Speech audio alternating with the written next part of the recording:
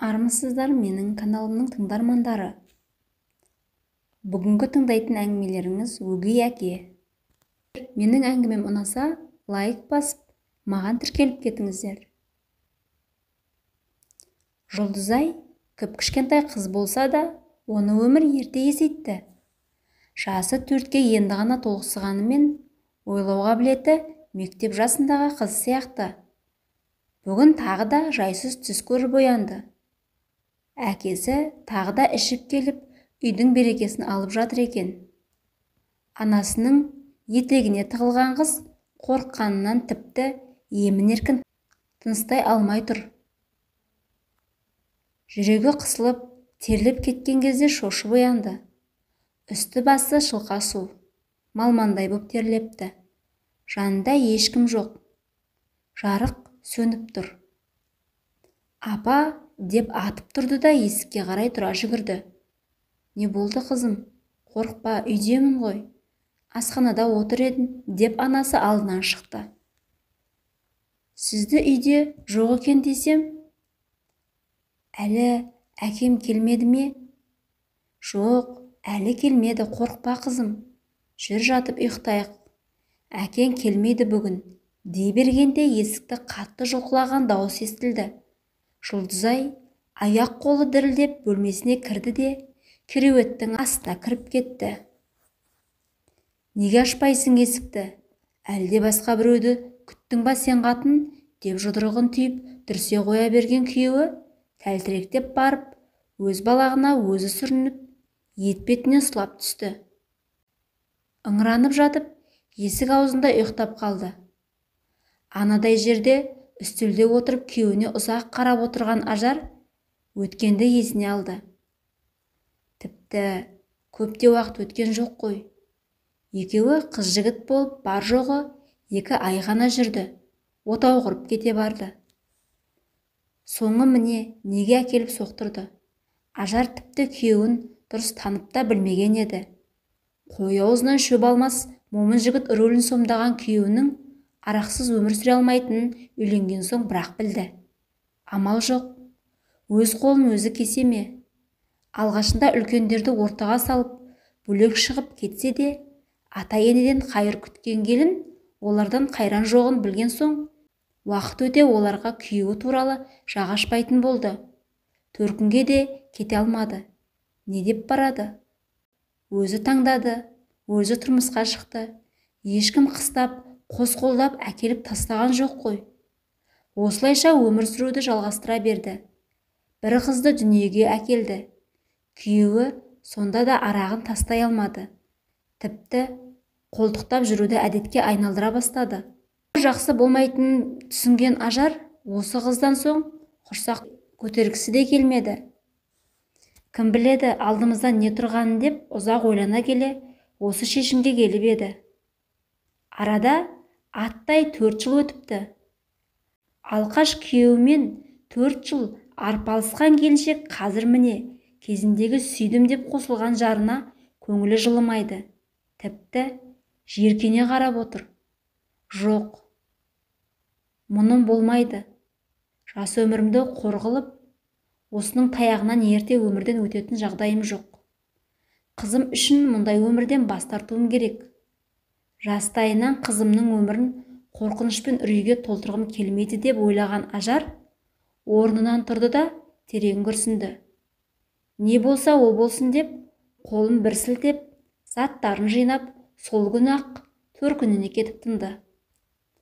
Ақыр соңында бәрібір қайтып келетінін іштей сезіп жүрген анасы қызы мен жиен немересін көңілсіз қарсы алды.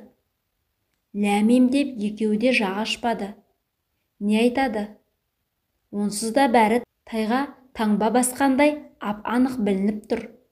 Үлкен-үлкен жол сөмкелерімен келген қызына қалай кет дейді.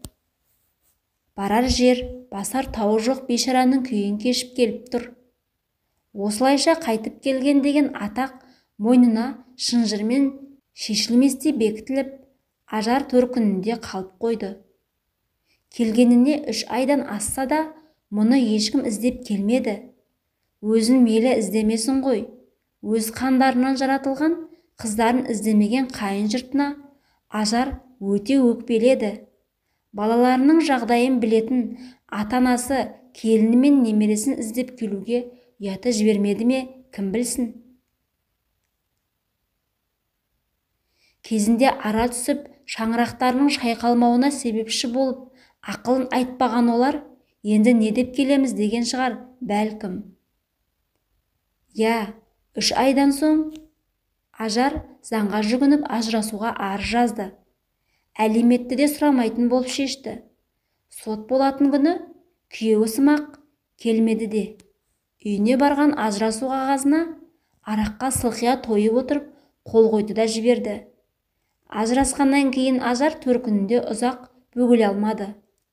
Себебі мұнда да бір отбасы бар. Інісі мен келіні, бала шағасымен қара шаңырақта. Әпкесінің тағдыры жанына батқан інісі қанша жан ашып осы үйдің бір адамы болып жүре бер дегенімен әпкесі көне қоймады. Келіні де әпкесінің үйде жүре бергенін құп көрді. Бірақ салмақ салғым келмеді деген Ажар қызын нағашыларына уақытша тастап, өзі жұмысқа шығуға бел буды. Ажар жұмысқа шыққалы жағдайы жақсарып, өз қолы өз аузына жететін жағдайға жетті. Бөлек үй алды. Жұлдызай анасы жұмыс істегелі нағашы әжесінің қолында. Тіпті қатты бауыр басып кеткені соншалықты әжесінің қойнына ұйықтап, күнімен қолтықтап жүреді. Нағашы көкесі мен жеңгесі де Жұлдызайды қатты жақсы көреді. Тәтті тіліне қызығып, сұрақ қойып сөйлете береді.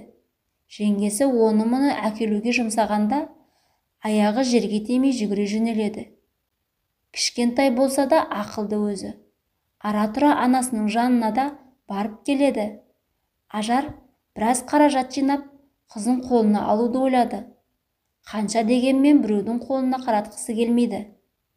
Өз арбасын өзі сүйреп, жалғыз қызын жетілдіріп, соның қызығын көрсем бе деген арманы бар. Күндер осылай сырғып өте берді. Өмірі бір сарынды осылай өте берер ме еді? Ажардың жұмысына келген бөтен ер кісіні көрмегенде. Негізі Ажар емес, сол кісінің көзі түсіп еді Ажарға. Түйіндемесі бастықтың көңілінен шықпаған соң, Мейрамбек амалсыз басы салбырап шығып бара жатып, Ажарды көзі шалып қалды. Сәлеметсіз бе? Сәлеметсіз бе? Кімге келдіңіз? Мен жұмыс іздеп келген едім. Түсінікті, бастықтың кабинеті дей бергенде, жоқ, қажет емес. Мен кіріп шықтым. Амал нешік, қабылданбадым, деді әлгі кісі миығынан күліп. Кешіріңіз онда, өкінішті. Сау болыңыз деп, жұмысына қайта кірісті Ажар. Мейрамбек артық бұл жерде тұрудың ретін таппай, басын қасып, біраз тұрды да, ақырын аяңдап сыртқа беттеді. Артына қайта-қайта бұрылып қарай берді. Соңғы бұрылғанда Ажардың да көз қиығымен қарағанын байқағандай болды. Сыртқа шығып таза ауаны рахаттана жұтты да бір керіліп алды. Анадай жердегі орындыққа барып отырды. Ажар жұмыс уақыты аяқталып, сырт киімін киіп есікке беттеді. Өтіп бара жатып көзі шалып қалды. Тұп-тура есіктің алдындағы орындықта әлгі кісі отыр. Түсінбей аз-кем тұрды да бұрылып бара жатыр еді. Кешіріңіз деп жанына әлгі кісі жетіп келді.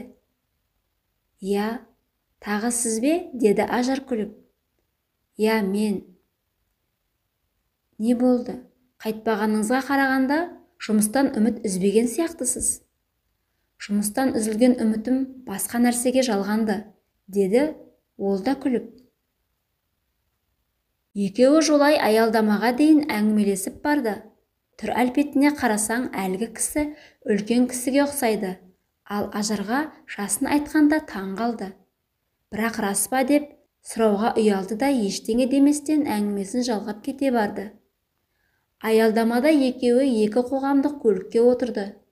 Бірақ Мейрамбек өзіне сенімді кейіпте көлік орындығына жайғасты. Себебі Ажардың телефон нөмірін алып үлгерген еді. Ажар да көлікке отырды да ойланып қалды. тап бірдеңені бүлдірген адамдай қысылып отыр. Мен не істеп жүрмін? Кім ол? Қайдан ғана тап болды маған? Неге жетісіп онымен сөйлестім? Телефон нөмірімді де алды. Қайдағы бір танымайтын кісіге сонша өбектеп не болды маған? Құрсыншы, хабарласса да сөйлеспеймін. Осындай оймен отырғанда үйіне де жетіп қалды. Есіктен кірді де сол бойы орындыққа отыра кетті. Күндегіден қатты шаршаған сияқты. Тіпті киім ауыстыруға да мұршасы болмады. Төсегіне барды да құлай түсті. Ештеңені сезбей қатып ұйықтап қалыпты. Оянса кеш батып, даланы қою қараңғылық басыпты. Сағат тілі 23-ті көрсетіп тұр. Қарны шырылдап қоя берді. Орнынан тұрды да жай басып жуынатын бөлмеге келді. Шомылып өз-өзіне келіп асханаға кіріп, оны-мұны шұқылап жегендей болды. Жалғыз болған соң ыстық тамақты да дұрыстап уақытылы жасамайды. Сырттан тамақтанып келіп демалатын. Телефоны шырылдай жөнелді. Бөтен нөмір. Ажар дереу сезді де сөйлесуге құлқы болмай кері қайтарып жіберді. Тағы шырылдады, қайтарып жіберді, тағы. Ажар телефонды мүлде өшіріп тастады. Теледидарды қосып, кино қарап, өзін сергітпекші. Мұным жарамайды. Жалғыз өзім не істеймін? Мына үйде.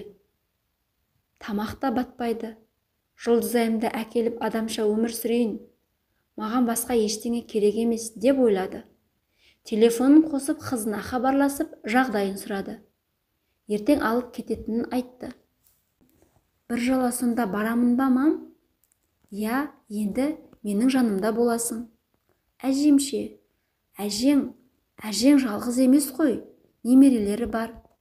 Ал мен жалғызбын қой, қызым. Жарайды, деді Жұлдызай көңілсіз. Ажар тұтқаны қойған соң, телефонды тағы да сөндіріп тастады. Кино қарап жатып, ұйықтап кетті. Ертеңіне ерте тұрған Ажар біраз сергіп, жақсы демалғанын байқады. Таңғы асты көңілді жүріп дайындап ішіп алды да жұмысқа шықты. Аялдамаға дейін ойланып, бүгінге жоспар құрып келеді. Жұмыстан түскі асқа шыққанда базарға барып, одан заттарын үйге апарып үлгеру керек. Тоңазытқышты толтырып қоймақшы. Себебі Жұлдызайы келеді бүгін. Кешкі жұмыстан тіке төркініне бет алады. Кешкі астан соң такси жалдап, түнде болса да үйіне қайтпақшы. Келген көлікке мінді де жұмысына кетті. Жұлдызай осы жылы мектепке бару керек. Бірақ Ажар бір жыл үйде болсын деп алып қалды. Келесі жылы өзі қолына алып, сол жаққа мектепке беретін болып шешкен. Әжесінің еркесі болып өскен Жұлдызай да мектепке баруға құмартқан жоқ. Келесі жылы осы жақтағы мектепке барамын деп жүргенде анасы хабарласып, алып кететінін айтты. Неге көңілсізсің, қызым, деді әжесі басынан сипап. Ештеңе. Мамаң келеді бүгін. Қуансаңшы қайта. Я, келеді. Әкетем деді. Қызым, сен үлкен қызсың. Ақылың бар. Ол жақта анаң жалғыз өзі ғой. Үйге келіп тұрасың. Алыста емес. Бәріміз бір қаладамыз. Неге сонша көңіліңді түсіресің? Мен де барып тұрамын. Жұлдызай үнсіз қалды. Қане бері қарашы, сен жылап отырсың ба? Деп әжесі кішкентай Жұлдызайды бауырына басты. Әбден бауыр басып қалған қызға кет деп айтуға аузы бармаса да, тұспалдап жеткізді әйтеуір. Дегенмен осы қызға іші жылып тұрады, жақсы көреді. Түскі асқа шыққан Ажар дереу базарға аттанды. Жүгіре жүріп бар қажеттіні алды да таксилетіп үйіне әкеліп тастады. Тәттілер мен жемістерді, Жұлдызайға деп қуыршақты да алуды ұмытпады. Жұмысқа кешіктім деп асыға басып шығып кетті. Бүгін ерекше көңілді. Ажар, бүгін туған күнің емес пе? Алып ұшып жүрсің ғой деп қалжыңдасып қояды әріптестері. Жоқ, қызым келеді бүгін, деп күлімсіреді Ажар. Кешті әрең батырған ол сыртқа шықты. Дәл кешегі орындықта дәл кешегі кісі тағы отыр. Мұны алғашында байқамаған Ажар асыға басып кетіп бара жатыр еді. Ажар деп тоқтатты Мейрамбек.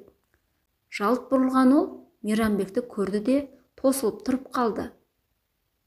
Кейін сөйлесекші, қазір асығыспын. Тоқтай тұршы Ажар. Неге мазамды ала бересіз? Деді ашулы жүзбен Ажар. Ажар, мазаңызды алсам кешірім сұраймын. Бірақ кеше жап-жақсы сөйлесіп едік қой. Ол кеше еді. Таңым бар, қалайша жап-жақсы сөйлескенім сол кезде. Телефонға да жауап бермейсіз. Себебі сөйлескім келмеді. Ал жақсы сау болыңыз. Сау болыңыз.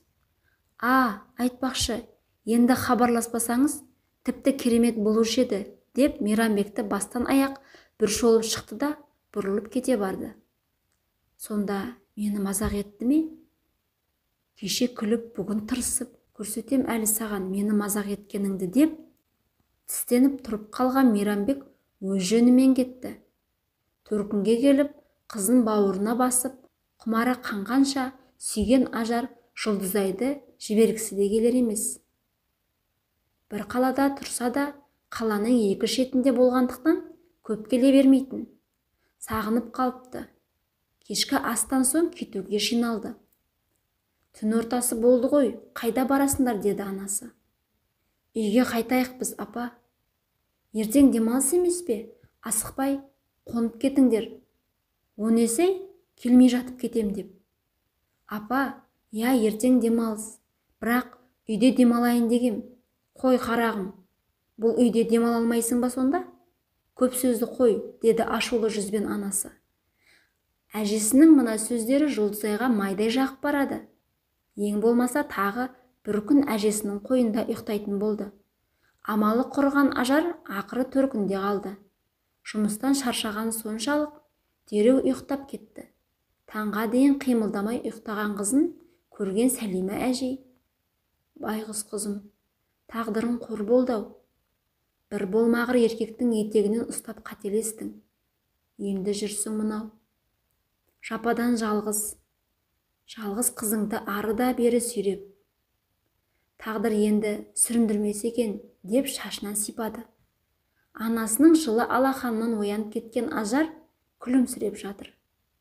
Таңғы асты көңілді отырып ішкен үй іші дастарханға бата жасалған соң, әркім өз шаруасымен кетті.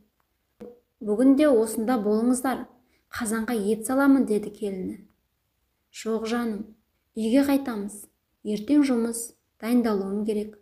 Оның үстіне Жұлдызайды да алып кетем. Енді менімен тұрады. Неге? Ол бізге үйреніп кеткен. Осы жақта жүргені жақсы еді ғой. Білем ғой, бірақ мен енді жалғыз тұрғым келмейді. Үнсіз қалған келіні сыртқа шығып кетті. Ажар мен Жұлдызай өз үйлеріне келді. Қызының заттарын, киім-кешектерін орын-орнына жайғастырып, екеуі отырып шай ішті. Бүгінгі демалысты пайдаланып, саябаққа бармақшы. Қызына қарап отырып өткенді ойлады. Қызыма көп көңіл бөлуім керек, деді ішінен. Екеуі шайдан соң жиналып сыртқа шықты. Ауа райы тамаша. Саябақта қыдырып, ыстық кофе ішті. Базарға барып, Жұлдызайға киімдер алды. Үйге кешке бірақ қайтты. Бір қала болған соң Ажар қызының мектебін ауыстырмады. Шамалы алыстау болса да оқи берсін деп шешті. Себебі бастауыш сынып болғандықтан, оның үстіне мектебі де мықты болғандықтан ауыстыруды жөн санамады. Осылайша қызымен бірге Ажар бақытты күндерін өткізіп жатты. Басқа ештеңе де, ешкім де керек емес деп ойлады. Бірақ баяғы Мейрамбек Ажардың қыр соңынан қалмады. Жұмысқа барса да, аялдамаға келсе де артынан қалмай жүрді. Тіпті үйінде біліп алды. Күнде алдынан шыға берген соң үйреніп те қалады екен адам. Ажарға да бұл үйреншікті жағдай болып қалды. Бір күн көрінбей қалса жан-жағына қарап, абдырап қалады. Солай жүріп Мейрамбекпен жақсы араласып кетті.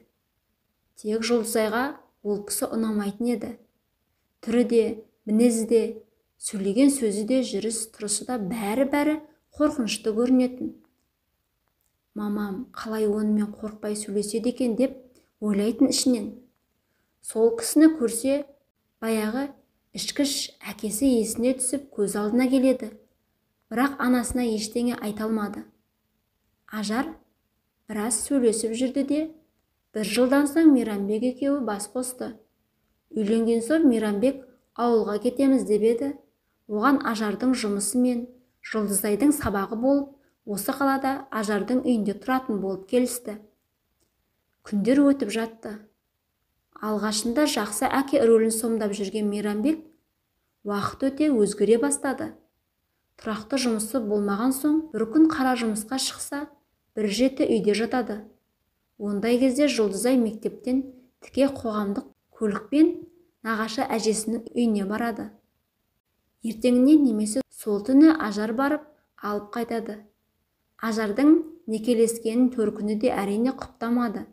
Бірақ өз бетімен бөлек тұратын келіншек ешкімді тыңдамады.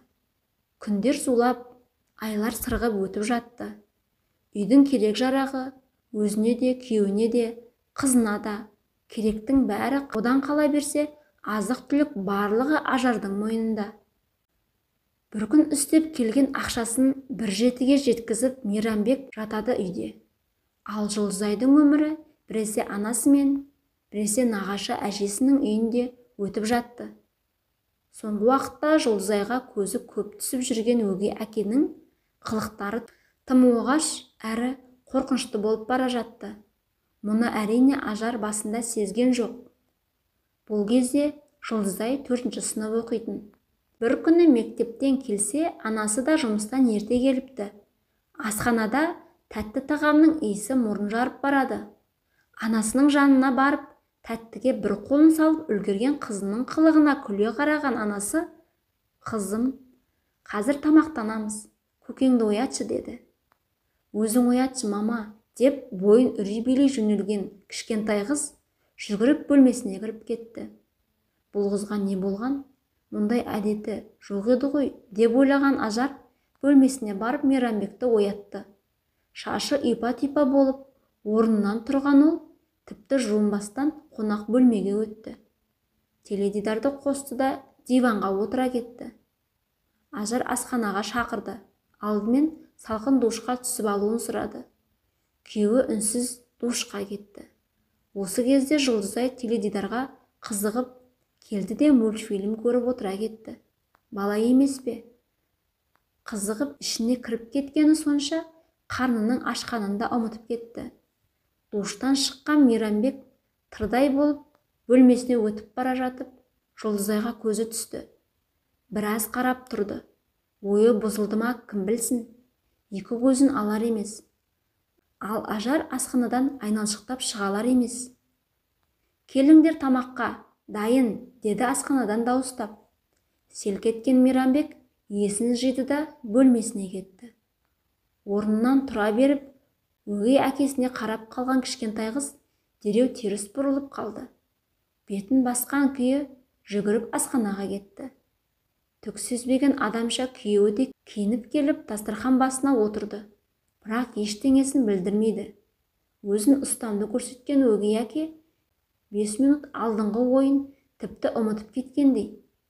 Бұл жерде аузы жабылмай сөйлеп, бір күліп, бір сөйлеп отырған Ажар ғана. Қызы үнсіз тамағын ішіп отыр. Ішінен ертең сабақтан кейін әжесінің үйіне кетем деп ойлап отыр. Өгей әкесін тіпті көргісі келмейді. Іштей сол кісіден қорқатын сияқты. Әркез осы өгей әкесін көрген сайын, бала кезінде есінде қалып кеткен өзінің алқаш әкесі көз алдына келе қалады. Мамасының таяқ жеп аяусыз жерде жатқандарын есіне түсіп, денесі дір ете қалатын. Қазір де тез-тез тамағын ішті де орнынан тұрып кетті. Қонақ бөлмеге барып мультфильм қарауды жалғастырды. Кешкі астарын ішіп, бәрі орындарынан тұрып, әркім өз шаруасымен кетті. Мейрамбек қонақ бөлмеге өтті де диванға барып отырды. Ажар ыдыс аяғын жуып асханаға тағы да қалды. Жұлдызайдың ойында ештеңе жоқ. Қорқса да ол тек өгей әкесі ұрмаса екен деп қана қорқатын. Басқаша ойлайтындай да ол әлі бала емес пе? Ал Мейрамбектің харам ойы мүлде басқаша екенін өзінен басқа ешкім білмейді. Өгей қызының артында диванда отырып өзінің ұятты жерін ұстап отыр. Жұлдызай қызым, деді ақырын ғана. Ау, деді артына бұрылып Жұлдызай. Әкесінің іш киімін жартылай шешіп отырғанын көрді де, үндемей теледидарға қайта бұрылды. Ұстап көргің келе ме, деді тағы да әкесі. Бұл жолы Жұлдызай артына бұрылмады да. Екі көзі теледидарда болғанымен, бойын қорқыныш билеп, ойының бәрі қалай шығып кетсем екен деп отыр. Жұлдызай, деп анасы шақырып қалды. Дәл осыны күткендей, орнынан атып тұрған ол асханаға жүгіре жөнелді. Ал Мейрамбек тым болмағандай теледидарын қарап отыра берді. Қызым, сабағыңды оқыдың ба? Жоқ әлі. Маған көмектесіп жіберсеңші дейін деген едім. Ол не, мама? Айта беріңіз. Ештеңе, барып сабағыңды оқи ғой. Сосын уақытылы жатып ұйықта, жарайды ма күнім?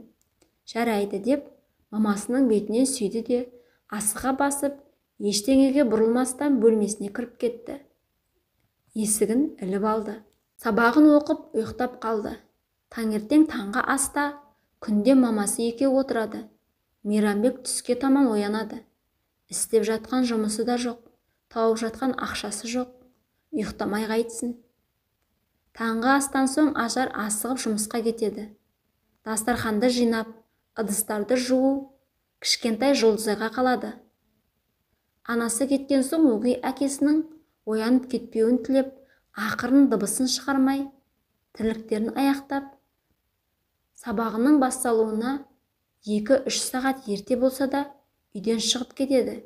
Мектеп алдында кітап оқып отырып, уақытын өткізеді. Басында күнде көретін мұғалімі онша мән бермейтін. Бүгін арнайы келіп, сөйлескісі келді. Жұлдызай, қалың қалай? Апай, сіз бе, сәлеметсіз бе? Байқаймын, күнде ерте келесің.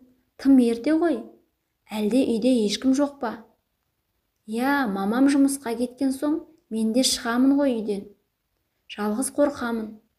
Ал, әкең ше? Әкем бе? Әкем ол да жұмыста болады. Түсінікті, деген мұғалім Жұлдызайдың анасымен сөйлесуді жөн көріп, артық мазасын алмайын деді де орнынан тұрды.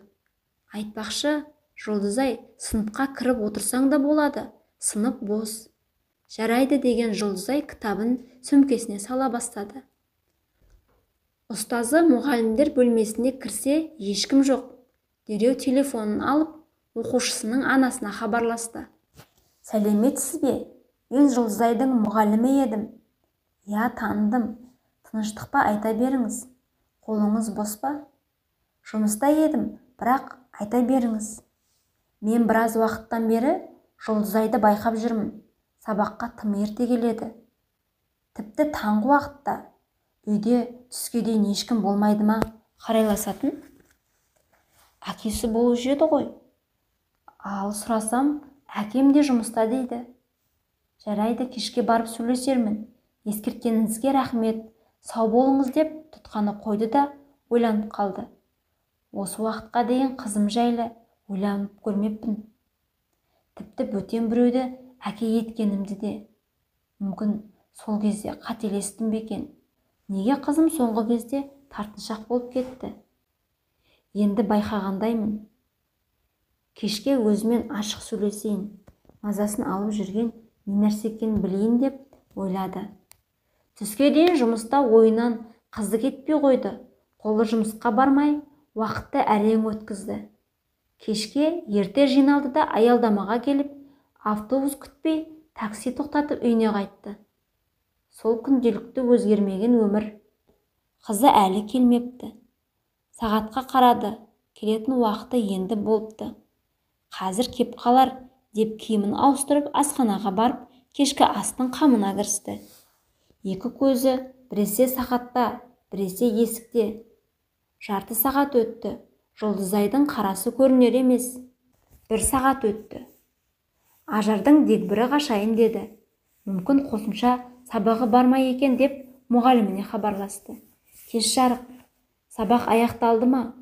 Қызым әлі келмеді менің. Уайымдап отырмын. Сәлеметсіз бе? Бүгін 4 сабақ қана. 2 сағат алдын сабақ аяқталған. Оқушылардың барлығы аялдамада автобус күтіп тұрған еді. Жарайды, рахмет деп тұтқаны қойды. Енді шынымен алаңдай бастады. Мейрамбек, Жұлдызай сабаққа кетерде ештеңе айтпады ма? Әлі келген жоқ. Мұғалімі 2 сағат алдын сабақ аяқталған дейді. Мен қайдан білейін? Күнде мен ұйықтап жатқанда кетеді ғой. Оны тек кешке көріп жүрмін. Ештеңе демеген бе едің? Қайдан білейін енді? Ұрысқан жоқсың ба дегенім ғой. Кетшей, сенің қызыңнан басқа шаруам жоқ па менің? Бұл қыз қайда жүр ендеше? Деп орындыққа сылқ етіп отыра кетті. Осы кезде барып телефонына қоңырау шалды. Алло, апа? Ажар, қалайсың қызым? Жақсымыз. Өздеріңіз қалайсыздар? Жақсы, аманбыз ғой. Бүгін үйге Жұлдызай қызым келіп, қуанып жатырмын. Ертең демалыс деп мектептен тіке осында келіпті. Жол ұзақтау, келген беті осы. Ешкімге айтпадым деген соң, уайымдамасын деп ескерткенім ғой. Я, ескерткеніңізге рахмет. Ертең мен де барып қалармын. Ал жақсы деп тұтқаны тастай салды. Уф деп терең демалған Ажар енді көңілі орнына түсіп асханасына қайта бұрылды. Кешкі ас үстінде қызының мұғалімімен сөйлескенін айтты. Мейрамбек салқын қабылдады. Мүмкін үйде зергетін шығар, сол үшін ерте кететін шығар, қайдан білейін? Мүмкін.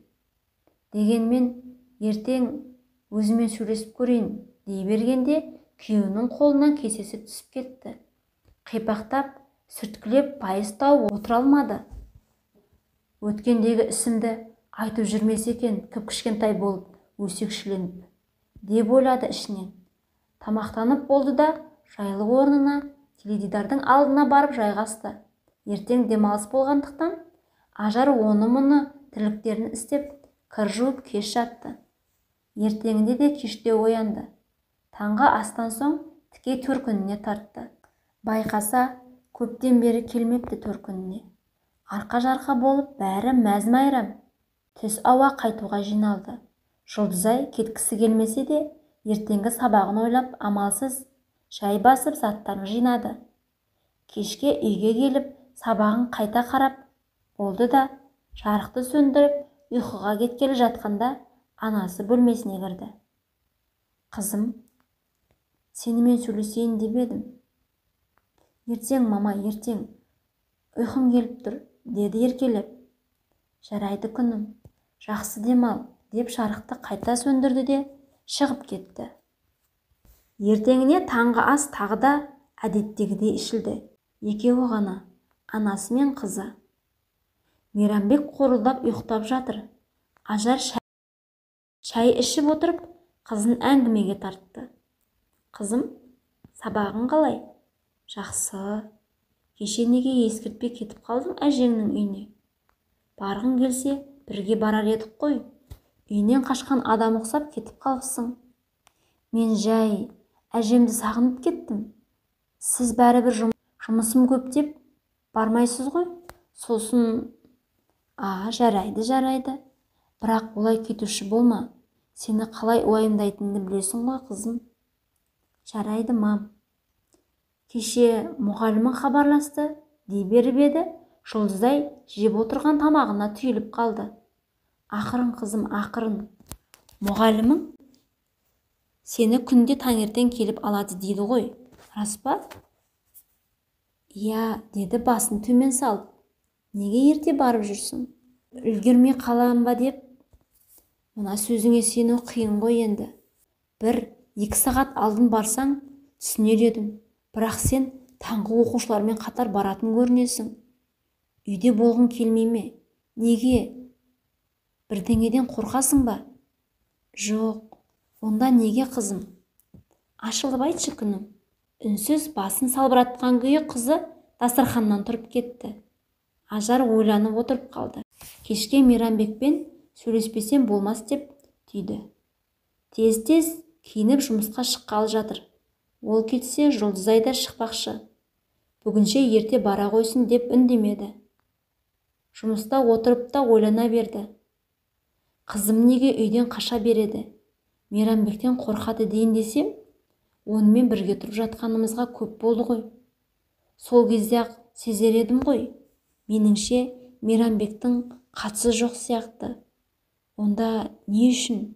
Осы секілді сұрақтармен басын қатырып, кешті де болғызды. Үйіне асығып келеді. Қайта-қайта сағатына қарайды. Жұлдызайдың келетін уақыты да болып қалды. Екеуі есік алдында кездесіп, үйіне бірге кірді. Бір қызығы, талтайып теледидар алдында жататын Мейрамбек үйде жоқ. Жұлдызай қуанып кетті. Саңқылдап сөйлеп жүріп, киімдерін ауыстырды. Кешкі тамаққа анасына көмектесті. Бірақ қуаныштары ұзаққа созыла қоймады. Кешкі асқа енді отыра бергенде, араққа сылқия тойып алған Мейрамбек ықылы қатып есіктен кіріп келді. Бүкіл өткен өмірі көз алдынан лента болып келе қалған Жұлдызай зып етіп бөлмесіне кіріп кетті. Кішкентай кезінде өзінің әкесінің бейнесі көз алдына келе қалды. Дәл осылай ықылы қатып кіріп келуші еді. Төсегіне барып бүркеніп жатып қалды. Екі құлағын екі қолымен басып алды. Тым-тырыс ештеңе естілмейді. Ақырын көрпе астынан басын шығарып, дәл осы мезетте асхана жақтан темір ыдыстың қатты даусы шықты. Жан ұшыра жүгіріп барды. Ондағы ойы мамамды ұрды ма деген қорқыныш еді. Қорыққаны келді. Шай ішетін үстел жанында сұлап жатқан анасын көрді де жанына жүгіріп барды. Мама, неге кіргіздің үйге бұл адамды? Деді алғаш рет айғайлап. Тәлтіректеп сыртқа шығып бара жатқан Мейрамбек бұл сөзді естімеді де. Ажар қызы екеуі Жұлдызайдың бөлмесінде түнеді. Ажар қызының әлі кішкентай екенін алға тартып, ештеңені ашып айтпады. Бірақ іштей ой өлегінен өткізді. Осы Мейрамбекке тұрмысқа шыққалы алғаш рет таяқ жеуі. Бұлай қатты ішіп те келмеп еді. Анда-санда сыралататыны барын біледі. Бірақ араққа сылқия тойғанын бірінші рет көрді. Біріншісінен құтылып, екіншісіне тұтылғаным ба сонда, деп іштей өзін жегідей жеді. Кім біледі, мүмкін бағанағы ұрысты өзі бастамағанда Мейрамбек қол көтермейтін бе еді, деді бір ойы. Оның жұмысқа әрекетін Ажар қайдан білсін? Бағана Жұлдызай бөлмесіне кеткенде Мейрамбек, Жұлдызай сенен қорқып жүрген сияқты. Неменеге қорқады? Мен не жан алғыш бедім? Әлде өгей деген әке бола алмай ма?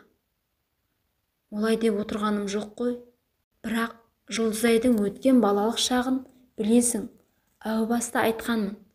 Қызымды жақын тартып, әкелік мейіріміңді көрсетсең екен деймін. Мен не істеп жүрмін сонда? Өзі қаша берсе қайтейін? Тап бір соны зорлайтындай. Не деп тұрсың? Ол әлі бала ғой, ондайды түсінбейді де, неге олай дейсің? Мен жай солай ойлап қашып жүрма дегенім ғой. Есің дұрыс па өзіңнің? Қаршадай қыз қалай ондай ойды ойлайды? Сен өзің солай ойлап жүрген шығарсың мүмкін. Не деп көкіп отсың? Деп құлақ шекесінен жуан жұдырығымен салып қалып еді. Мұрттай ұшып кеткен Ажар шыңылдап ештеңе естімей қалған құлағын ұстап жата берді. Ары қарай еміс-еміс есінде. Түн жарымға дейін осы әңгіме есінен кетпеген Ажар таң ата көзіледі. Бірер жарым сағат ұйықтап жұмысына қайта тұрды. Жанында қызы тәп-тәтті болып ұйықтап жатыр. Оны оятқысы келмеді. Бірақ тастап кетуге де қорқып тұр. Не істесем екен деген ол, таңғы асында ішпестен көрші келіншекке барып қызын әбден дайындап жұмысына кетті. Осы оқиғадан кейін біраз күн Ажар секем алып бәрін бақылап жүрді. Бірақ ешбір әбестік байқалмаған соң көңілі орнына түсіп, бұл оқиға ұмытылып бара жатты. Бірақ Мейрамбектің ішкілікке салынуы тыйылмады. Ажарға қол көтеруі де жиілей бастады. Неге екені белгісіз, тек Жұлдызайды көрсе ғана тынши қалатын. Мұндай кезде Жұлдызай әжесінің үйіне тартып тұрады. Біресе сол үйде, біресе өз үйінде жүріп, уақыт өтіп жатты. Артқа 2-3 жылды тастап, Жұлдызай бой жетіп келе жатыр. Бір күні әжесінің үйінде жүргенде, анасы хабарласып, сағынғанын, үйде біраз күн жүріп кетуін сұрап хабарласты. Күйеуі ауылға кеткен екен. Ажар анасының жалғыз екенін біліп, жанына баратын болып жинала бастады. Бұл кезде Жұлдызай 7-ші сынып оқып жүрген. Анасының үйіне келіп, бой сергітіп жатып демалды. Ажар жалғыз болғандықтан, үй іші де тып-тыныш. Әжесінің үйінде бала-шаға бар, у-шуға үйренген. Біраз күн осында болды. Емін-еркін жүріп тұрып, тіпті анасына еркелеп те қоятын. Бір күні сабақтан келсе, анасы жұмыстан келмепті. Душқа түсіп алып, кешкі асты дайындай берейін деп сүлгісін алып, ванна бөлмеге кірді. Алаңсыз шомылып жатыр еді. Бір мезетте сырттан біреу қарап тұрғандай сезініп кетті де, есікке жалт қарады. Өз көзіне өзі сене алар емес. Өгей әкесі жартылай қиғаш тұрған есіктен қарап тұр. Дұрыс шайынып үлгермеген бейшара қыз есікті тарс жапты да, дереу киімін кие бастады. Аяқ-қолы қалтырап дір-дір етеді. Миында тек бір ғана сұрақ: қазір есікті ашып кіріп келсе не істеймін? Жыламсырап ара-тұра көзінің жасын көпірік қолмен сүртіп қояды. Бірақ ешкім есікті ашпады. Дереу шығып бөлмесіне өтіп бара жатып, көзі шалып қалды. Анасы келген екен. Бәсе, неге өгей әкесі тыныш болып қалды деп еді. Бөлмесіне барып дұрыстап киініп, сырт киімін киіп алды да анасына барды. Мам, мен әжем үйіне кеттім. Неге құлыным? Әжемді сағындым, деген ол көз қиығымен өгей әкесіне қарап қояды. Ештеңеден хабар жоқ адамша алдындағы асын қомақайлана жеп отырған өгей әкесін көрген Жұлдызай жиіркеніп кетті. Тіпті анасының өтінгеніне де қарамастан тез-тез шығып кетті. Әжесінің үйіне келіп марқайып қалды. Мұнда у-шу болғанымен жаны тыныш. Еркелетіп отыратын әжесі мен өз қызындай көретін жеңгесі, бауырымның бауыр еті деп бауырына басқан нағашы ағасы бәрі Жұлдызайдың асты үстіне түсіп жүретін. Осы пейілдерін, қуанышты жүздерін жоғалтқысы келмейтін жиен қызы да өгей әкесінен көріп жүрген жат қылықтарын тіс жарып ешкімге айта қоймады. Анасына да сездірмей келеді. Ақыры неге апарып соғарын білмесе де, қазіргі өмірі тыныш болғанына шүкір деп ешкімге сыр білдірмей келеді. Осылай жүргенде Ажардың аяғы ауырлады. Дәл Жұлдызай секілді сүп-сүйкімді қызды өмірге әкелді. Оның тәтті қылықтары Ажар мен Жұлдызайды бақытты еткенмен, арам ойлы Мейрамбекті өзгерте алмады. Сәл жалғыз қалса Жұлдызайға көзін сүзуін тоқтатпады. Жұлдызай бой жетті. Оңды солын таниды. Енді жасырудың еш қажеті жоқ сияқты деп, өз-өзін қорғай алатынын ойлап, енді жасырудың қажеті жоқ сияқты. Себебі өз-өзін қорғай алады. Тек мына өзінің артынан ерген сіңілісін уайымдайтын. Сол үшін анасымен ашық отырып сөйлесуді жөн көрді. Мейрамбектің осы үйге келгелі бергі қылықтарын бірін қалдырмай айтып берді. Онсыз да секемденіп жүрген Ажар үнсіз тыңдады. Қой, ондай емес деп күйеуін ақтап ала алмады да. Себебі ішінде осындай бір үрей үнемі мазалайтын. Жұлдызаймен сөйлескен соң Ажар оны бір жолы әжесінің үйіне жібермек болып шешті. Өзі қазір бала күтімімен үйде отыр. Алқаш күйеуі бір күн істеп, бір апта жатады. Күнкөріс қиындай бастады. Оның үстіне мына әңгіме де түрткі болды. Мектепке кезекті бір демалысқа 2 қызын алып төркінге келді. Анасы мен інісін жанына шақырып ұзақ сөйлесті. Әрине Жұлдызайдың әңгімесін тісінен шығарып айтқан жоқ. Бар айтқаны, Жұлдызай осында болуды қалайды деді. Жұлдызай, онсыз да осында біздің үйде емес пе? Ол біздің қызымыз емес пе деп үнісі күліп сыртқа шығып кетті. Ал анасы бір жасырын әңгіме барын іші сезгенмен сұрай алмады. Сонымен бұл тақырып жабылып, Жұлдызай әжесінің үйіне бір жолада көшіп келді. Мектепке де осы жақтан қатынайды. Бір күні мектептен шығып, аялдамаға жете бергенде, артынан біреудің шақырғанын естіді. Жалт бұрылды. Бейтаныс ер кісі. Өте әбіржулі. Бомждарға ұқсайды.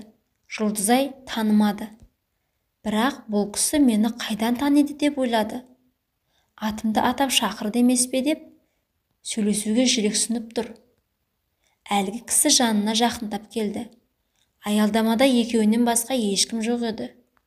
Жұлдызай, қызым, сен қалай өсіп кеткенсің? Танымас едім, сыныптастарың айтты. Кешіріңіз, сізді танымаймын. Кімсіз? Мені қайдан танисыз? Мен сенің әкеңмін, қызым. Жұлдызай енді ғана тани бастады. Баяғы 4 жасар кезіндегі ақылы қата кіріп келетін әкесі. Ой Алла, өз әкесі. Туған әкесі. Жақындап келіп амандасты. Еріксіз қолын созған қызы дереу қолын тартып алды. Аузынан арақ иісі мүңкіп тұр. Неге екені қайдан, бірақ Жұлдызай Мейрамбек сияқты бұл кісіден қорықпады. Екеуі аялдамада отырып ұзақ сөйлесті. Әкесінің өмірі сол баяғы арақпен бірге екен. Бұдан кейін де отау құрған, бірақ ол да жараспаған көрінеді. Сөйлесіп отырып, уақыттың біраз жерге таяп қалғанын байқаған Жұлдызай үйіне кетуге жиналды.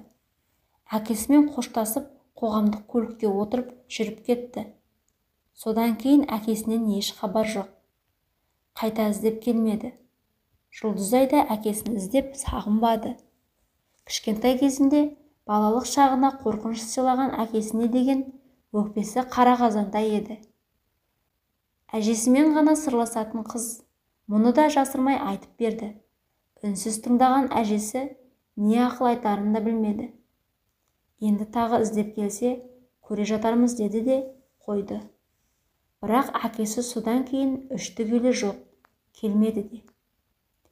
Күндер сырғып, айлар өтіп жатты. Мектепті де тамамдап, жоғарғы оқу орнына студент болды.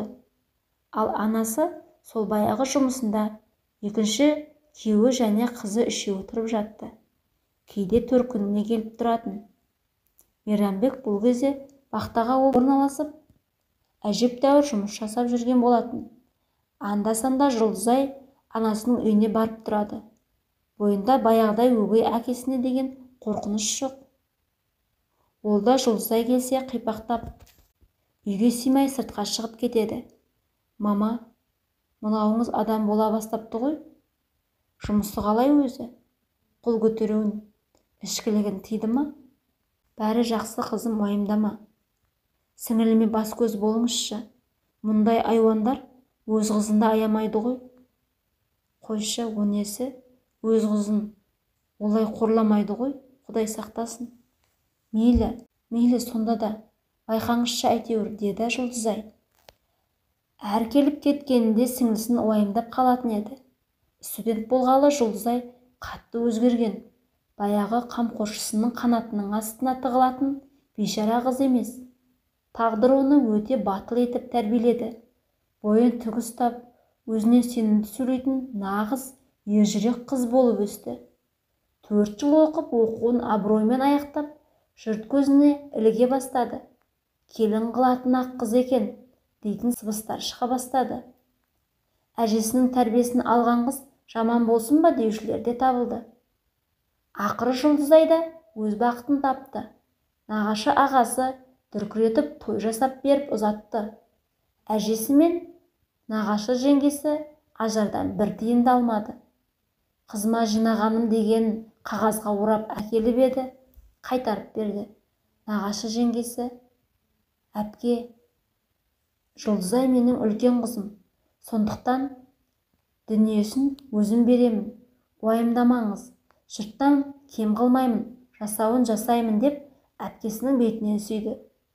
Көзінің жасын сығып, анасы мен келініне алғысынан басқа ештеңе айтпады. Сендер болмағанда, кім білсін менің Жұлдызайымның тағдыры қандай боларын. Келін, Алла екі дүниеде разы болсын саған деп кемсеңдеді.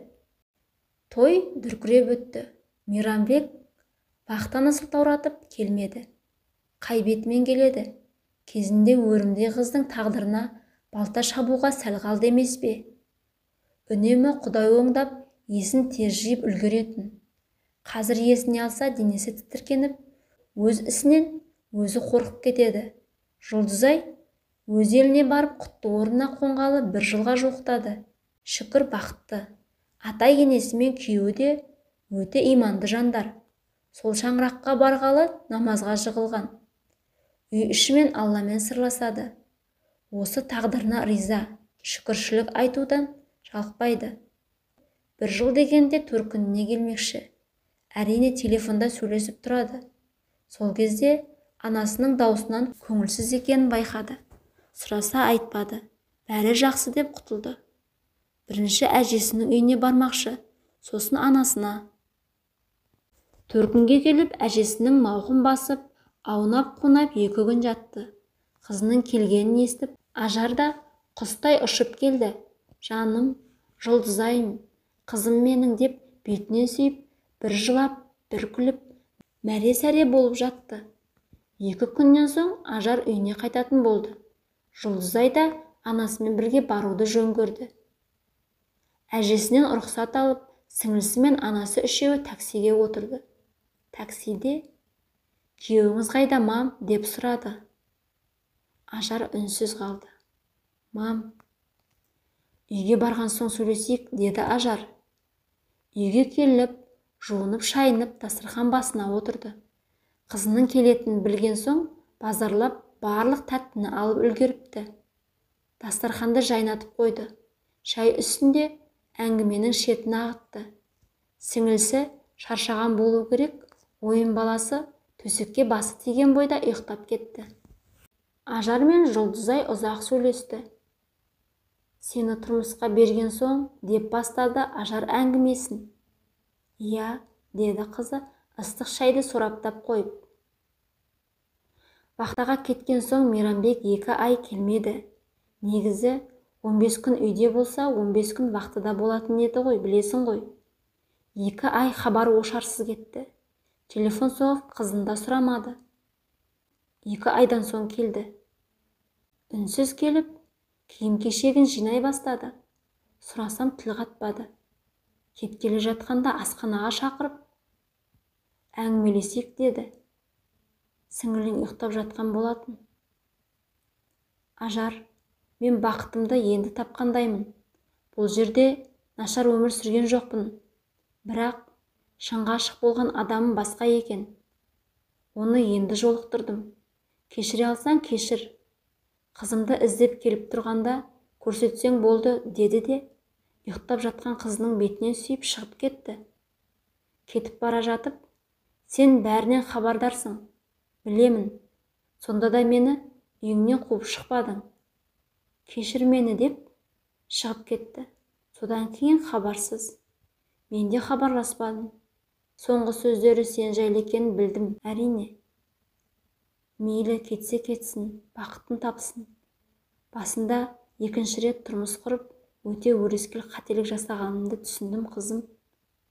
Кешірші мені, деді де анасы Жұлдызайдың басынан сипап. Анасы мен қызы құшақтасып терезе алдында ұзақ сырласты.